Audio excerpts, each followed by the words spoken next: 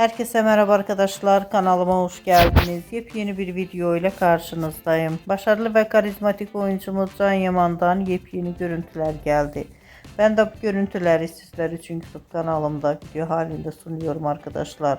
Umarım beğenirsiniz. Videomu beğendiyseniz kanalımı izlemeyi ve bildirim butonuna basmayı unutmayın.